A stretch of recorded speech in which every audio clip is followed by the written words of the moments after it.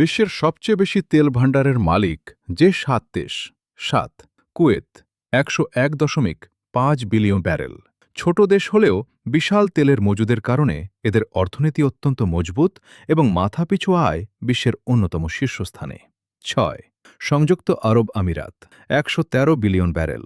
এদের তেলের সিংহভাগ মজুদ আবুধাবিতে অবস্থিত, যা দেশটিকে বিশ্বের অন্যতম ধনী ও উন্নত রাষ্ট্রে পরিণত করতে সাহায্য করেছে।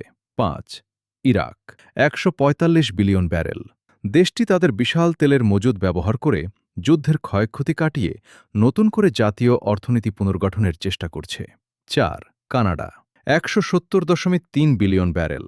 এদের বেশিরভাগ তেল বালু মিশ্রিত অবস্থায় থাকে, যা থেকে তেল আলাদা করা বেশ কঠিন এবং প্রযুক্তিগতভাবে চ্যালেঞ্জিং। ৩ Iran ২০৮.৬ billion barrel. পারস্য উপসাগরের এই দেশটিতে বিশাল তেলের ভাণ্ডার রয়েছে, যা দীর্ঘ সময় ধরে তাদের অর্থনীতির মূল চালিকা শক্তি। ২ সৌদি আরব ২৬৭.২ বিলিয়ন ব্যারেল। বিশাল মজুদের পাশাপাশি এদের তেল উত্তোলন খরচ বিশ্বের সর্বনিম্ন, যা দেশটিকে জ্বালানি বাজারে সবচেয়ে শক্তিশালী করেছে। ১ ভেনেজুয়েলা ৩০৩.৮ বিলিয়ন ব্যারেল। বিশ্বের বৃহত্তম তেলের মজুদ থাকলেও এদের তেল অত্যন্ত ঘন ও ভারী হওয়ায় তা পরিশোধন করা বেশ ব্যয়বহুল।